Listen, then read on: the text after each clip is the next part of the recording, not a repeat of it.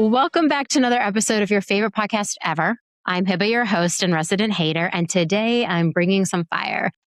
Real talk, we have all been here. You send your CEO an engagement score. They look at it, they nod, they say something completely wrong potentially about what it means, and you sit there dying inside thinking that this is not actually what the number says at all. Been there? Because same. And that moment is exactly why today's episode exists. I am obsessed with data, like genuinely, I geek out over it. I've also spent years watching HR leaders, myself included, hand over a number and let it do the talking. And oftentimes that number, it lies. There's context to everything, nuance to everything. That's what we say about this role of HR. And the number lies not because the data is bad, but because the questions we're asking potentially could be outdated. We're measuring engagement the same way we did a decade ago, and then kind of acting confused when the results don't match exactly what we're seeing. And work is progressing faster than it ever has before.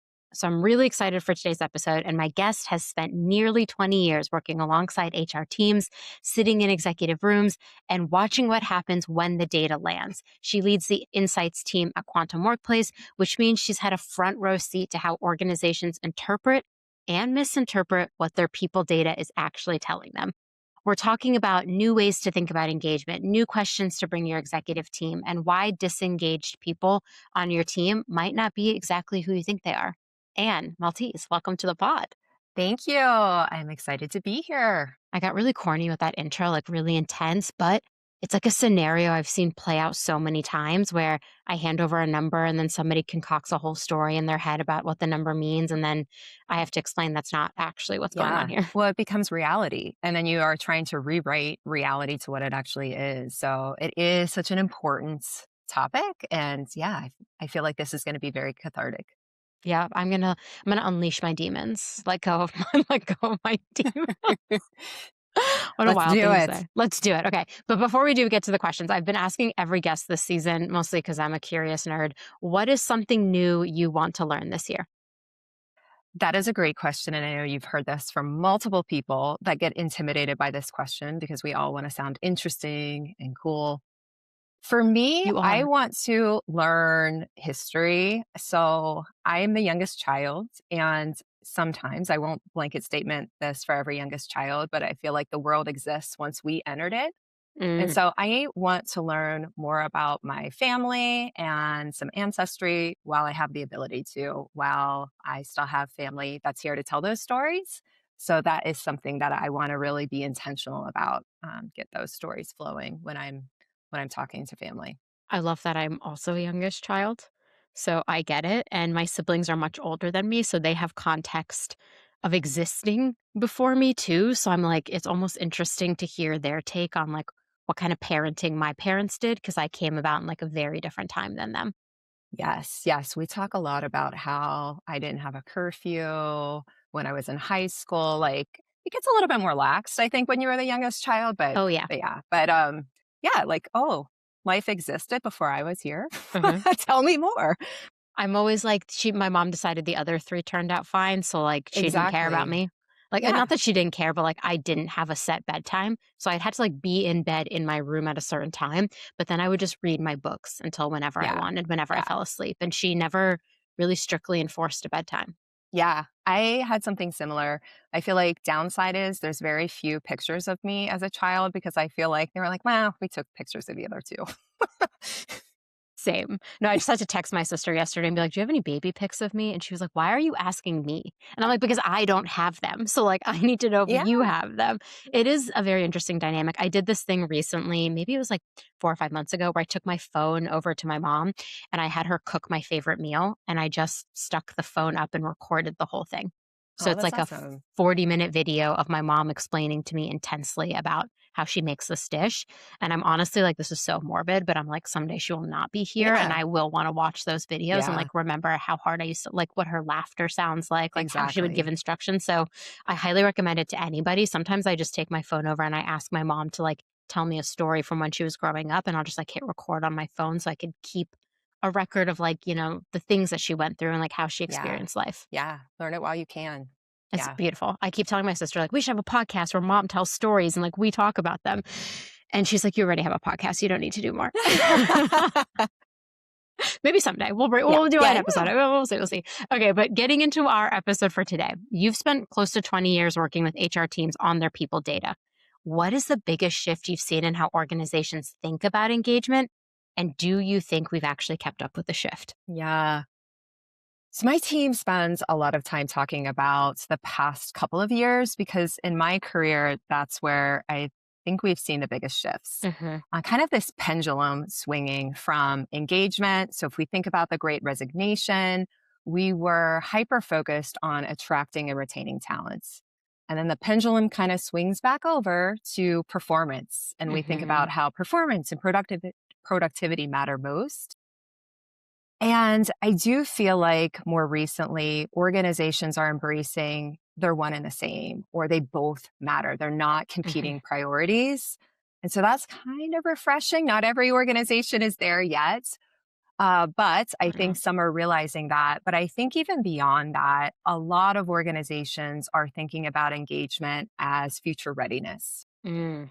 How are our top performers doing? Are we retaining them for the future? Are people growing? AI is changing roles. It will change roles. It will continue to do that. How are we developing skills to keep up with that? And so I think when we're thinking about it as a future readiness endeavor, it's a lot smarter way and kind of goes beyond thinking about it as just a retention mechanism or just a performance mechanism. And so I've been kind of inspired to see that shift. I was writing notes while you were talking because that has been like a big trend I have seen where everyone keeps asking like, how do I know if my employees are like ready for what the future looks like? And how do I know that they're curious enough to explore these tools and embrace them and change their workflows? And I'm like, engagement doesn't really measure that. It could tell you a piece of it. Performance also kind of tells you a piece of that. So I love that you're talking about that it becomes more of like a how is your organization ready for the future? Yeah. We're like it was struggling as an HR team in general. I think HR as an industry is like really struggling in general with trying to figure out how do we realize what's going on in the moment Yeah. because so much of the data we collect almost feels outdated by the time we've actually had a chance to digest it, you know? Yeah. Yeah. And being smart and intentional about that. And I mean, it's also hard because we don't exactly know what the future is going to look like, what it is going to require. Yeah, We're having to build the path for something that is a little bit uncertain. But I think organizations and HR teams that are focused on that are still going to be far ahead than those that aren't. agreed. Something I cannot escape is like engagement scores are like everywhere right now. I feel like you Yeah. could Google engagement and you could figure something out. But the headline for the last few years, and rightfully so, by the way, seems to be engagement is down. Do you buy it or The doomsday. do you think we're measuring the wrong things and calling it a crisis? Like, Yeah, it is all about how you're measuring it mm, and what that that metric is going to report. So what I tend to see in the news the most is a company that uses a very specific survey to measure engagement. It's a short survey. It's intentionally designed to measure what's in control of managers. And I do think that that is reporting something very valuable. I'm of the opinion, though, that it's not necessarily engagement. It's really reporting on manager enablement and manager health mhm. because we are focused in that survey on what's in control of managers. And so at Quantum Workplace, we do use a different measure of engagement. We are asking questions like, do you recommend the organization as a great place to work? It would take a lot to get me to leave here, et cetera. Kind of more of those traditional outcomes of engagement. We've actually seen more steadiness in Mm, engagement in recent years. But what does align with that other company is that we do see managers struggling. yeah, And so it's not surprising to me, but I think that that should be more of the headline than engagement being down. yeah. Are our managers with how hard that role is right now? And I think as HR, we can empathize also being in a hard role. Are managers equipped? Are they able to keep up with all of the changes happening? Are we giving them enough training information? Are we giving them kind of time to process in a world that I know. moves so quickly? So I think that's the headline. Yeah, I have maybe this will be like the first time people are hearing about this, but I'm working on a survey about the biggest challenges HR is going to face in 2026. I'm actually not sure how much I'm allowed to say, but maybe I'll say this, that one of the biggest challenges flagged was manager Hmm. effectiveness. And I was surprised. Like, I know it's an issue and I write about it so frequently. In fact, the standing joke I have made is I'm just a girl standing in front of corporate America asking it to train its managers. But the reality is, like, we are the manager crisis piece you're bringing up is so true. And I just read this article that Facebook was saying that at some point they want to trim, or Meta was saying they want to trim so many employees as to have a manager ratio of 50 to 1. And I was like, in what reality? We're Yeah. already struggling. So I think it's just going to be an interesting time to watch work. Everyone's probably getting sick of me saying that every episode, but I don't know what else to say because I'm like, everything is changing so rapidly. We are on the Yeah. front lines of seeing and feeling these things. Now, what does that mean for all of us as we're also trying to like talk to our employees, our managers, our executives about a lot of this stuff because that headline is so salacious. Like Yeah. engagement is down. So everyone's like, Yeah. yeah, nobody's happy at work. And I'm like, whoa, whoa, whoa, whoa, whoa, wait. And I love that you're saying that when you all measure it, you're seeing it's actually holding really steady. But when someone is sitting in an executive presentation and someone asks, like, is our engagement healthy? What is your reaction to that question? Well, my first reaction is, thank goodness someone's asking questions because at least they're engaging in the presentation. Thank God. But yes, yes. I think sometimes though, especially if that's asked early on in the presentation, it is kind of an executive measure of, is this a concern or not? Do I need Mm, to pay attention to the rest of the presentation? They're kind of just wanting that gut check of, okay, if things are healthy, then this why is not? a non-issue. We don't have to Yeah. put action here. So maybe a little cynical from some of my presentations I've sat in, but I think it is a common question. And it's good to be thinking about the health, but to your point, it's nuanced. It's not telling you everything. It's like going to a doctor and saying, well, am I healthy? It's like, well, how do you want Ugh, me to approach that yeah. answer? Is that physical health? Is that mental health? Is that diet? There's so much to it. And so, as much as we want the easy button answer, that overall quote unquote score is not going to tell you that answer. Yeah. And it's just like engagement is so interesting because it's the measure that I think gets talked about the most too. So it's the most commonly understood one, right? Is what I feel like people are like, I understand engagement, but like you were saying at the doctor, like healthy and like, engagement, it's so much more than just like an answer, and that nuance is important because like overall as an organization, maybe your organization is very engaged, but then when you go down to the team level you actually see there are a lot of teams that are disengaged or Yes. struggling with like the current situation. And you mentioned something that I honestly couldn't stop thinking about after we talked about it the first time. This idea that the disengaged employees aren't always the people trying to burn things down on their way out.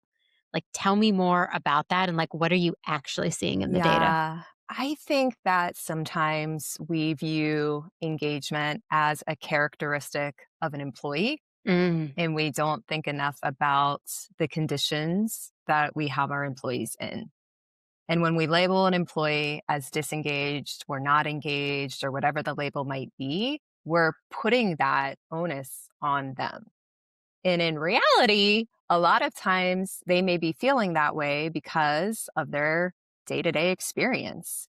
And again, this isn't the same thing as happiness or satisfaction. It is things like, do I have the information I need to do my job well? Do I understand how my job connects to the success of the organization?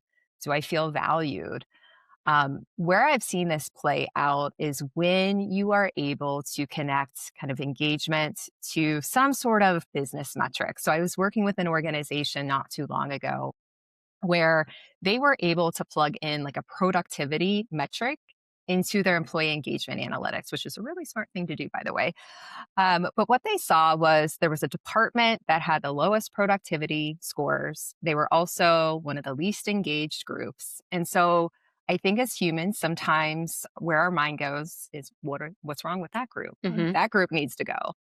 But in reality, when you start to dig into the employee feedback behind that overall number, they didn't have a specific tool they needed to be productive. And they were frustrated by that. And they kept Mm. saying, we don't have what we need. And that is not on the employees, that's on the conditions that they're in. And so I think that that is just an incredibly important mindset to have, is that when we label people, sometimes we make it the people's issue. And that's not really how we should be thinking about this. Yeah, it's like when a manager comes to me and is like, "So and so isn't performing," and I think I like they are not. They're not a high performer, and I'm always like, "Oh, you think they're not a high performer?" I'm like, what context have you given them about their job? Are you delegating tasks effectively? Are you setting the expectation of what you expect high performance to be? And the answer is like 99% of the time, not to be dramatic, no, the manager Yeah. isn't doing those things.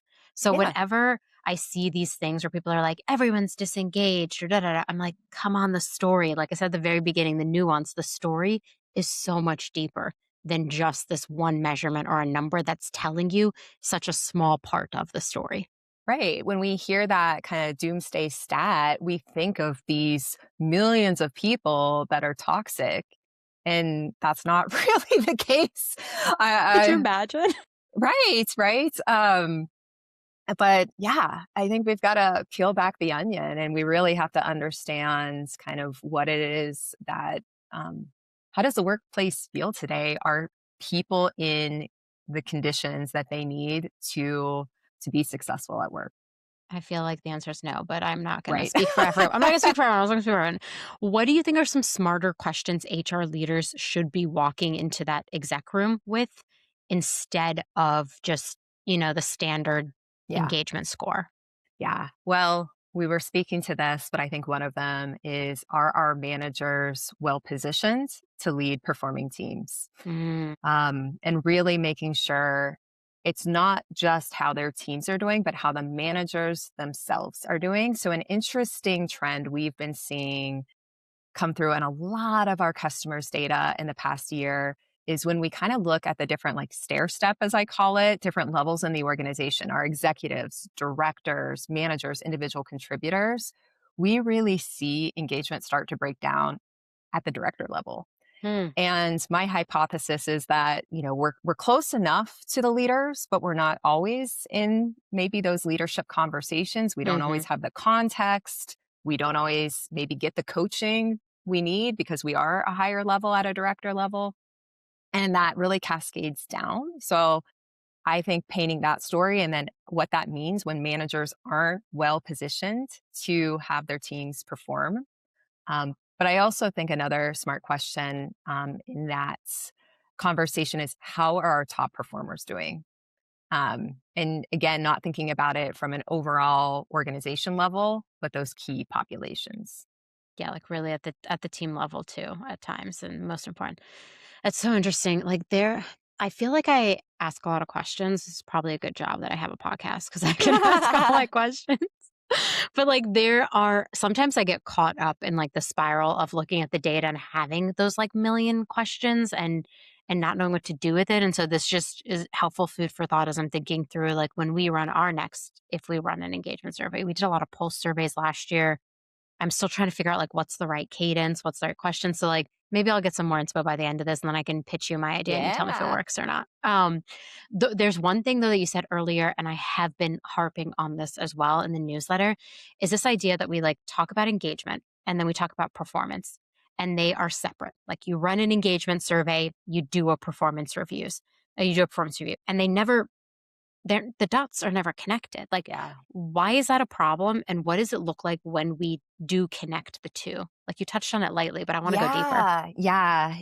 It's a problem because we're missing the insights of a population that should get a lot of our attention and a lot of our investment, top performers, that is. Yeah. And so I think you do need to connect those dots. And so sometimes it's a matter, in a lot of engagement surveys in quantum workplaces, engagement analytics, you can slice and filter your data in different ways by different demographics. Dream. We automatically do that for performance reviews or Mm. other things that you may be doing in our software.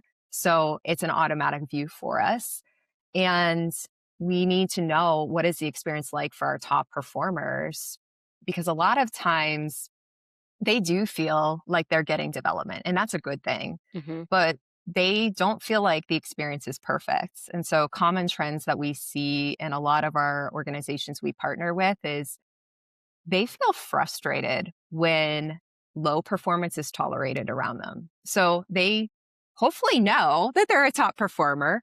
But if we don't really have a culture of accountability, I think nothing frustrates somebody that is kind of like crushing it Hmm. than seeing that that's tolerated when others aren't doing that. Um, but also being able to see, like, are they a retention risk? Are they feeling like they're growing into the future? All of those things really, again, kind of position engagement to that future readiness of the organization versus just kind of a static snapshot of how we're doing as an organization right now. Yeah, it's so interesting because so many people, like, their biggest fear is like, my top performer leaves. Yeah. Like, my biggest fear is like the top performer leaves. And I'm like, okay, so like, what are you doing to stop that? Well, I'm checking in with them. And I'm like, well, like, do we have data that that's Yeah. even what the thing is? Like, do we even know that they could leave? Like, maybe they are frustrated by other things. Maybe there are other things they want to express that we're, and when we don't connect that engagement to performance dot, I just think it's a lot of he said, she said, which is Yeah. probably one of my most annoying things about HR is when people's like, well, I heard somebody said Right. this, or I did a one-on-one with them and they said this. And then I go talk to them as the HR person and I hear a completely different talk track. And I'm like, I cannot. That's why I like kind of love data because Yeah. at least the person, if they trust you and they're doing the survey, they're at least submitting their thoughts in a way that doesn't feel as personal as like telling you to your face, like if you were my manager, like, Anne, you're disappointing me. You're not a good manager.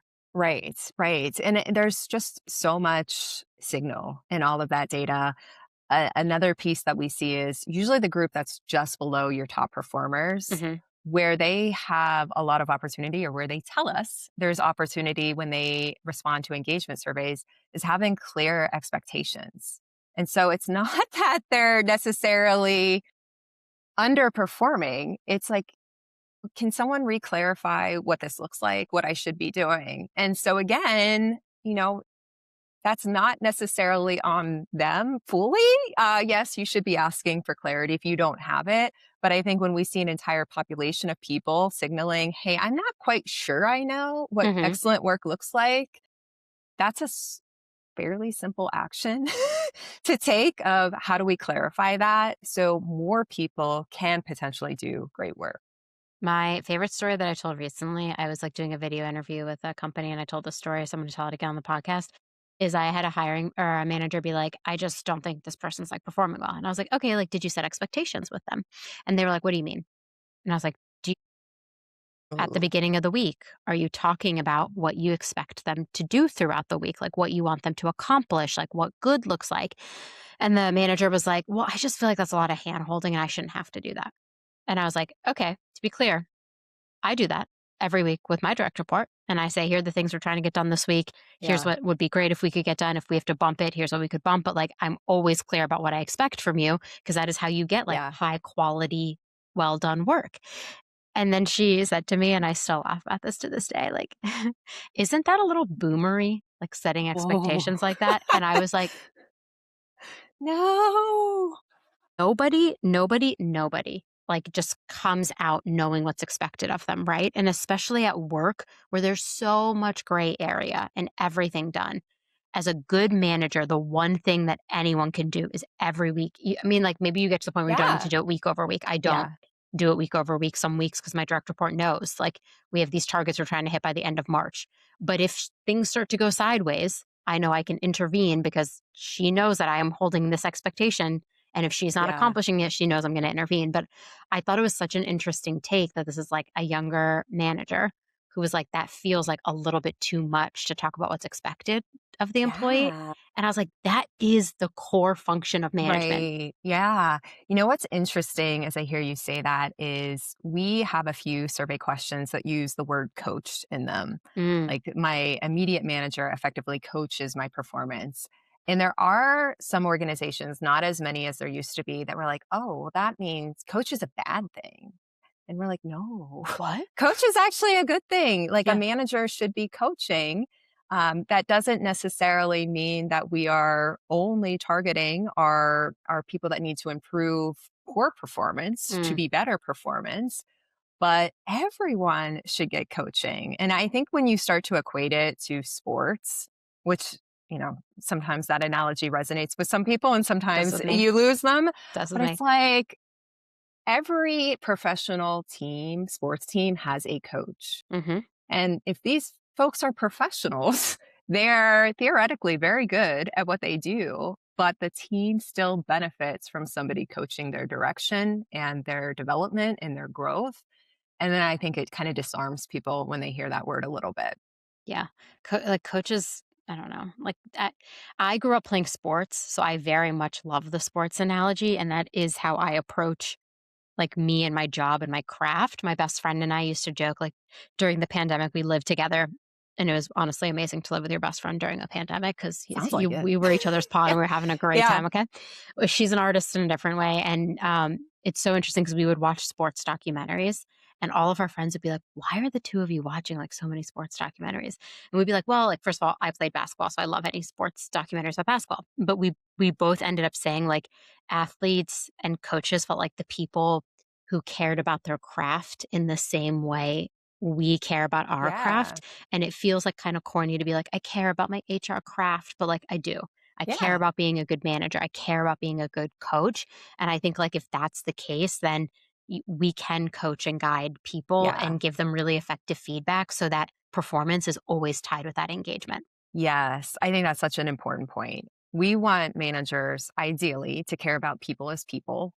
But we also, or I should say, and we also want them to care about performance, care about development. And so, yeah, I think something as simple as clarifying expectations is showing that you care how someone Not is to able to worry. perform. Yeah. Yeah, agreed. But the thing that I think is interesting is I feel like there's this fallacy, maybe that's the right word. I've been butchering my words lately, but I feel like there's a fallacy where people think top performers are also super engaged. Is fallacy the right word there? But if somebody is a top performer and they're disengaged, what do you think that signals? Yeah. Well, so if we think about disengagement at the far end of the spectrum, I think that that is probably rare. But we do see top performers not being like fully engaged, Mm, where they're willing to advocate, they're willing to stay, all of those things that kind of define engagement.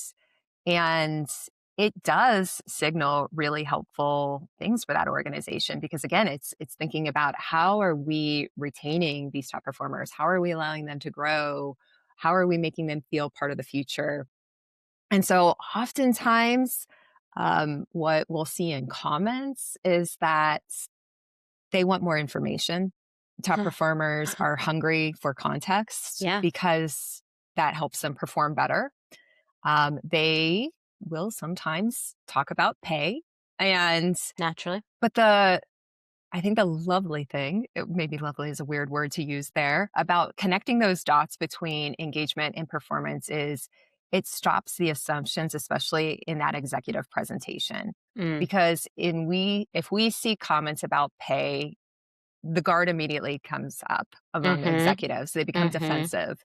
Everybody wants more pay. Everyone's going to complain about pay. These are our disengaged people. And when we're able to show something like, actually, it's your very best people, and Oof. they're just giving you some constructive feedback Yeah, or some ideas, yeah, it does, again, kind of disarm that data because we realize who it's coming from and we realize that we should and need to care about yeah. that feedback.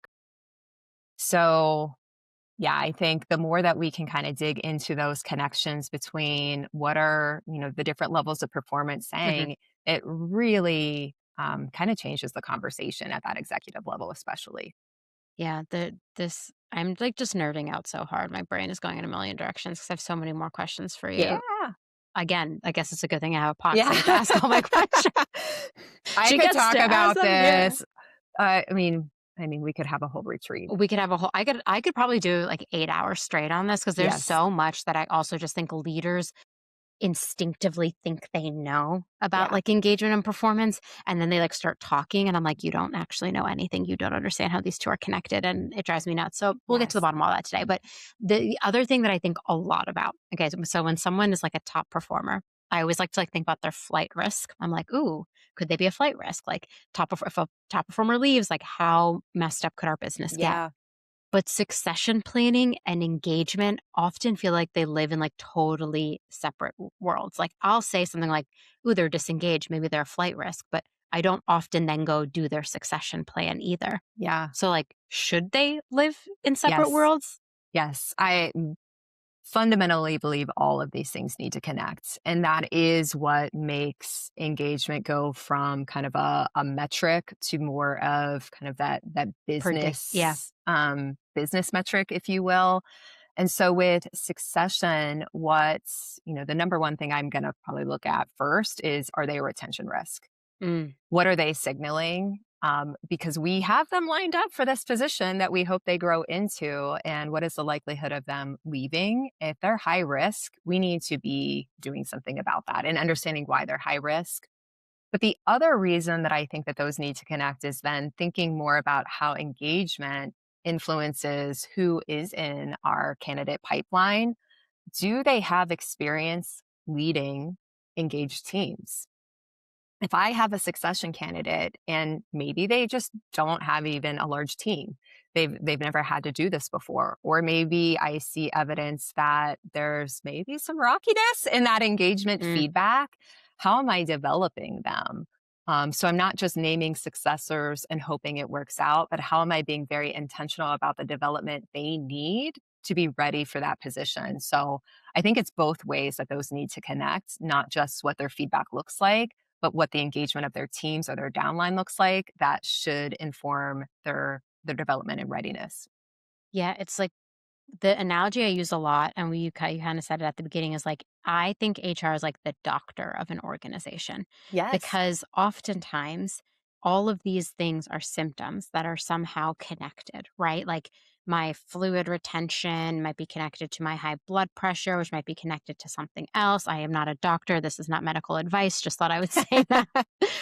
But it's, like, all interconnected. It's probably why I, like, love Grey's Anatomy so much, and I could spiral for hours on, like, WebMD. It's a bad habit. I don't like doing it, but it's, like, so interesting to me about how it's all connected and they're all symptoms of other things. So when you're thinking about, like, disengagement and engagement or even performance high or low, and then, like, succession planning as an outcome of all of this and, like, where it affects the downline, I think it's so interesting to think of our jobs as, like, doctors or maybe, like, investigators if you're feeling Yeah. fun. Like, 'cause Yeah. it's all connected. How does it all connect? I know. I love and hate like when you go to the doctor and you get your blood drawn and Yep. then, it goes online and you get 85 different metrics about all of the things in your blood and you're like, but what? Some of this is in range, some of this is out of Yeah, what range. does this mean? Yeah, and it's always interesting because I've, I guess been fortunate. My doctor always just responds back, "Looks great." I'm like, "Well." Well, well, But how does all of this yeah, connect? And like, what? what does this all mean? So yeah, I think it's really important because all of those metrics individually do have value, but where they become the most valuable is when you're starting to kind of connect them and it simplifies things too. Where you don't have 85 metrics, you have maybe like 7 really good metrics that are aggregates of different Yeah. views. So the engagement survey is your blood work, and cholesterol is, performance. I was kidding. I do think cholesterol is like your an interest, like a stable metric that you're like, you always wanna know that you have high or low cholesterol. It's like you always wanna know if you have high or low engagement, maybe? Right, right. There's some analogy in there. And then somehow Anne and him end up on a tangent about medical, not giving medical advice, but connecting everything back to Grey's Yep. Anatomy. The other part about the data, so like you can look at it, it can tell you something, you can dig deeper, but HR people are always told, I feel like they're sick of hearing this, like, tell the story of the data. And I feel like that advice is often thrown around without anyone actually explaining how to do it. I think I've written like 3 newsletters on this topic actually on how to explain how to do it. But what do you think good data storytelling looks like in practice, especially if you're dealing with like a skeptical CEO Yeah. or even a CFO, which I'm like, why Yeah. do I gotta talk to my CFO about my data? But I do sometimes. Yeah. I think about this too because that's a lot of what my team does is, whether we're partnering with HR or sometimes we're delivering that directly to executive presentation. And it really is something where the first few minutes of your presentation either make it or break it. Mm, So when I think about storytelling, this doesn't work 100% of the time, but 99% of the time, I think you have to lead with your findings and why they matter and not overwhelm people with data upfront. So I'm sure I'm not telling you anything new there. I think about the movie The Sixth Sense. I know for some of you, you may not have even been born. This was like in the late 90s, I think.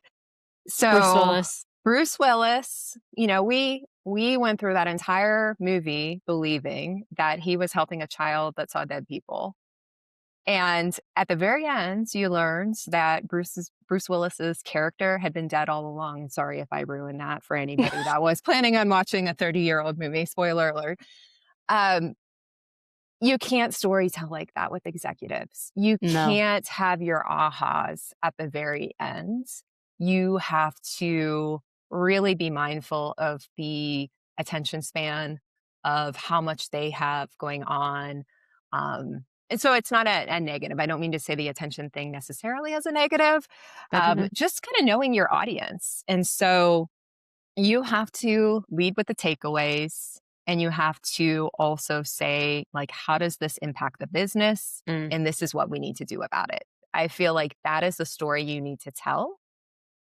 We don't necessarily need a big PowerPoint deck with a response rate of an engagement survey. Here's every question and how people responded. Now here it is compared to the benchmark.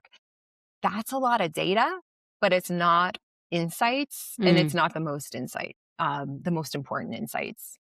No, I did this practice recently where we ran a survey about our company retreat, and then I looked at the data and I kind of told myself like what would be the story I would tell about this retreat and the survey we got back. Or the data we got back. Then I actually went into ChatGPT, maybe it was Claude at the time. I can't remember which one. I've been using both far too much. I'm not happy about it.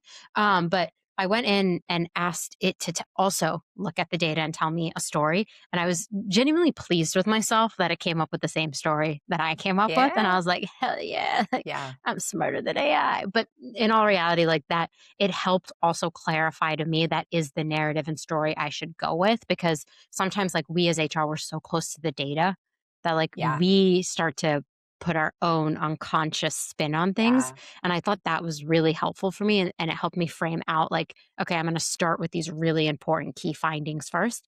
And I'm going to talk about like why we're seeing them, what groups they're popping in, and what that means for us in the future. And I basically guided our whole retro call through that in a doc and like let everyone read it. And after 30 minutes, our team was like, wow, this was so helpful to look at this data. And now we know what we want to do differently in the future. And I was like, sure do. And Yeah. it was all writing. I think I share like maybe 6 numbers. It was like Yeah. key point, number, where this is popping, why it matters, what we're doing about it. Exactly. Exactly.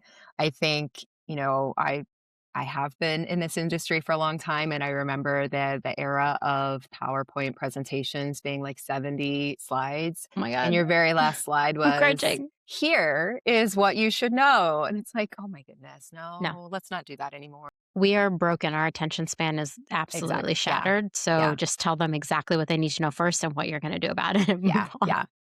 That's like always my take. It's interesting. We've been talking a lot about like how HR can show up for others and present the data and advocate.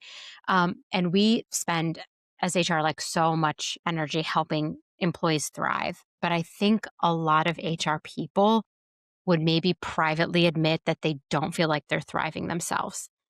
Do you by chance see that in the data? We see that in the data, and quite frankly, we Ooh, hear that every day. yeah, So same. we get to partner with so many HR professionals every day, and I do feel like we create that safe space for them because they are doing a lot of this work to benefit the organization, but you all are part of the organization too. And so I absolutely think that this is an issue or something that needs to be addressed. And when we think about thriving, I know that that is a word that's used by a lot of companies. We think about it as, am I feeling connected kind of to Mm, the organization I'm part of, the team that I'm part of, and the work that I do, and am I performing well? Kind of those two axes. But I think how I would break that down, and when I think about helping HR, we think about the conditions you need to be able to thrive. And there's not many of them, but they're all important. So you need to feel aligned. Yes. Is the work that I do aligning with what matters most to the organization and the strategy and the goals? Do I feel empowered to do the work that I'm supposed to be doing? Do I have the opportunity to grow? And Mm, do I feel valued? mm, And where I hear HR struggle the most right now is we have a lean team. We've maybe laid off people. Our budgets are cut. I feel very strapped for what I'm able to do. And so I think that that's where that aligned condition for thriving becomes so important. I mean, they're all important, but that gives you the ability to say, am I trying to do everything? Am I doing everything that I used to do just because we've always done it? Or am I focused on the most important work? And that I think then helps you simplify what you can be focused on a day to day. And if anybody questions you, then you're able to really make that connection to these are the top priorities of the business. And this is why I'm working on this. And then, yeah, hopefully those other conditions too. I think sometimes just being able to, talk with other people about the work that you're doing and listen to your employees. And I think when you do hear those positives, a lot of times it is because HR has had a hand in it. yeah. I'm like, oh, all of you are happy? Did you Yeah, forget that I constructed this? And you're welcome. none of you seem to understand that that is of my doing. I pulled 18,000 marionette Yeah, strings to get yeah, the thing to happen that you love right now.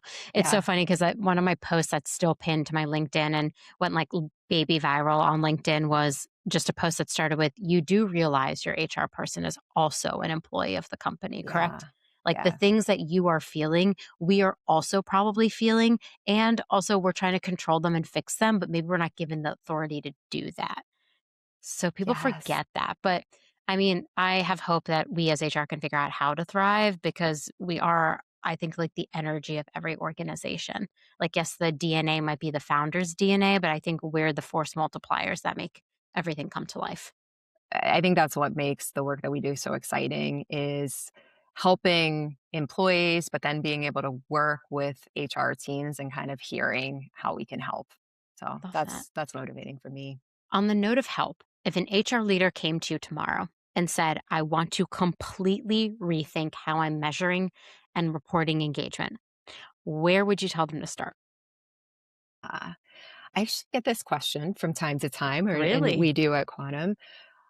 I people love this, but my response back is why? I answer with a question, which I know people always love that, but I have to I do understand the same. why. Yeah. Because I want to know what is the problem that we are solving for. And so, a little bit different, but what this question makes me think of is I think maybe like 5 years ago, even 3 years ago, I would hear organizations and their HR teams come to us and say, we're thinking about not doing a full engagement survey anymore. And instead, we're going to do a bunch of pulse surveys. We're going to do a quarterly pulse survey or a weekly pulse survey. And when I would ask that question, why, they would say, we're not really seeing any action. So instead, we think if we increase the frequency, then people are going to keep it top of mind and they're going to be action planning and doing all of that in between. I think to me, we're solving the wrong problem there. Mm, We have an action planning problem, but we're trying to solve that with survey frequency.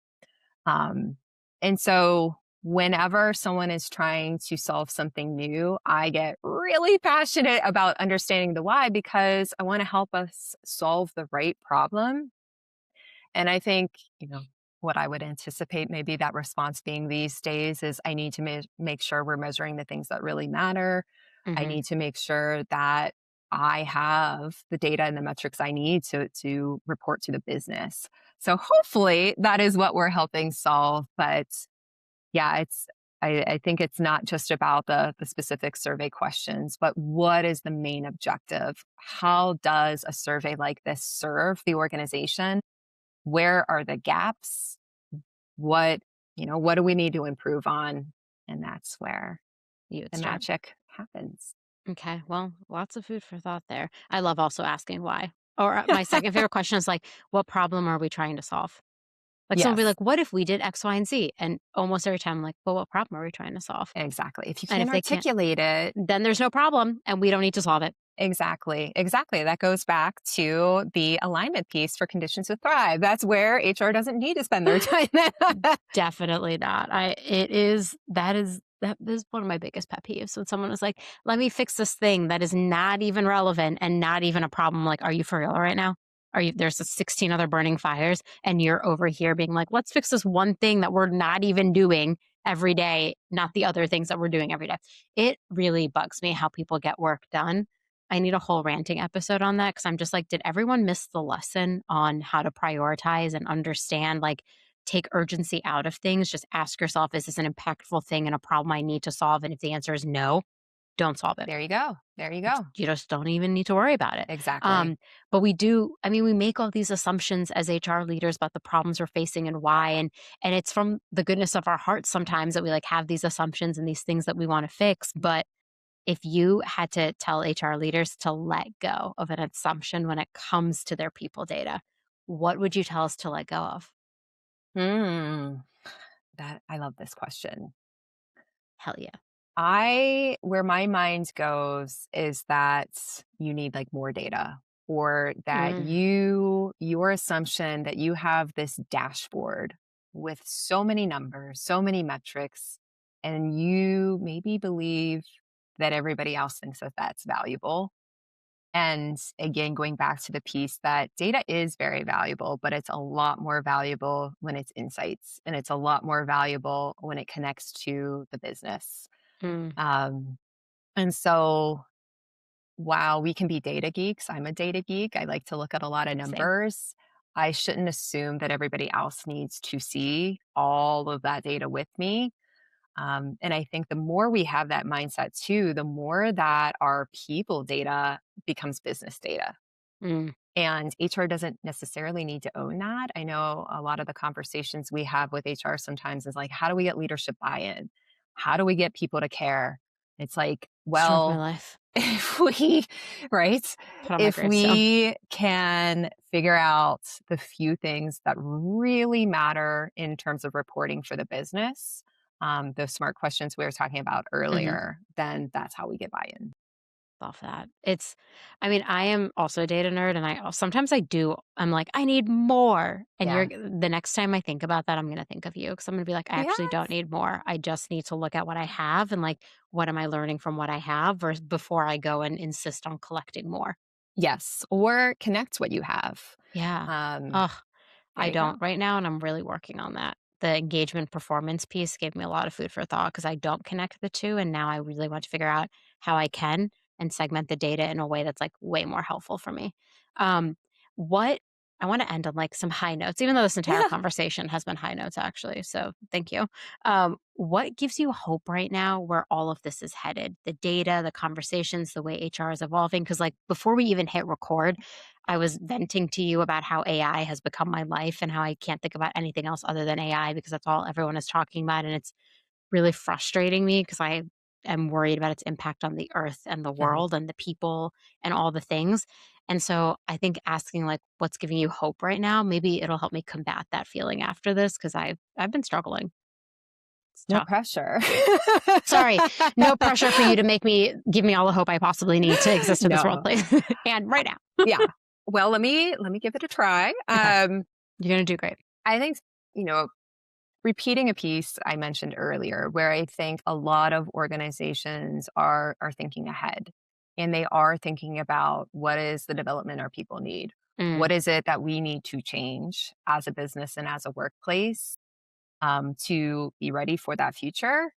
I I get inspired by thinking that way, and appreciate that. And I think part of that is because we are still focused on people.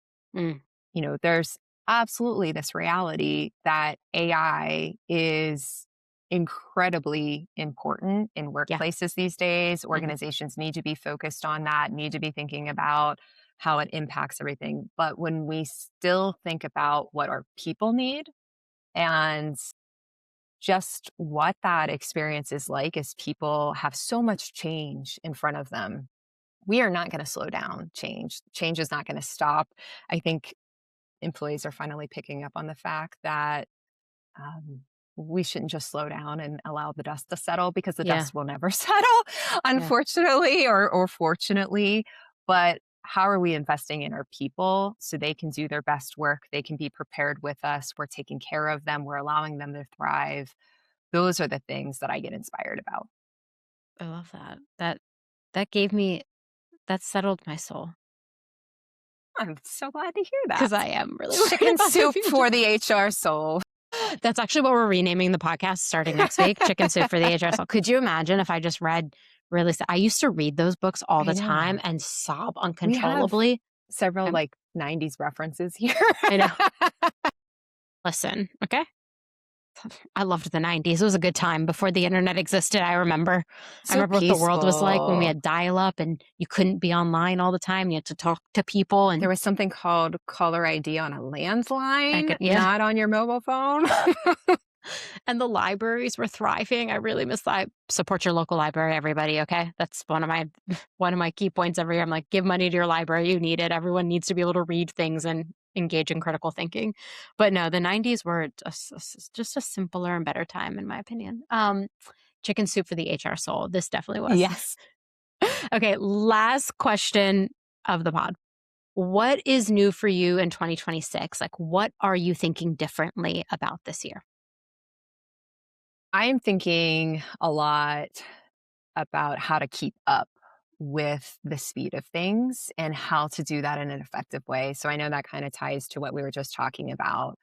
But as a leader, as someone that manages people, I think sometimes we are a little bit on autopilot. So I always have a team meeting. I always Slack my team these certain things. Being a little bit more intentional of, is that frequency of team meetings the right cadence for how quickly we're moving? Or does it need to be a team meeting? What should it look like? So with as fast as we're moving, how am I making sure that our operations are keeping up with that? And then the other piece I would say too is, how are we taking care of our people, and how does that look differently in a time when there is so much change? We are moving so quickly. Most organizations are asking a lot of their people. And I think that allows conversations around pay, benefits, time off work to re enter the conversation without feeling fluffy or without feeling so superficial. So, yeah, long-winded answer, just really trying to make sure that I'm thinking about the modern workplace as kind of a leader and a manager, and not just what I've always done. The modern workplace is the thing that keeps me up most at night because we've been doing and adopting things for work that have existed for decades in a time that's never existed before. Yeah. And I could get on my soapbox about that. Yeah. I'm manifesting writing a book this year. So You I'm could just throwing it out write there. one of those books where it's choose your own adventure. It's like, if this happens, then this happens. Love that. That's another good Yeah. 90s reference. I love a choose your own adventure, mostly because Yes. I'm an agent of chaos. So I'll always go one route and then I'll go back and read it again and go the completely other Right? route and be like, it's like 6 books in one. Yeah, what a value. We need more of that. Bring back choose your own adventure. I would really Yes. love that. And this has been so fun, riddled with 90s references, which I deeply Yes. appreciate. For people looking to get in touch with you, how can they reach you? You can look for me on LinkedIn. My name is Anne Maltese, Vice President of People Insights at Quantum Workplace. You can also find Quantum Workplace, and you'll be able to find me there. I love that. The only place we find business professionals these days is LinkedIn. Yes. We're all there. hanging out there. We're all hanging out there It's against our another will. therapeutic place. If you have the right feed, yeah, of course. Right. Yeah. Yes. You Again, do have to thank you curate that. for this. Maybe next time we'll do a choose your own adventure style episode where I could write 5 different endings to one episode and we could see where we end up. That would be so fun. I'm Okay, game for that. I'm gonna go work on that. Thank you again, Anne. This has been You're amazing. welcome.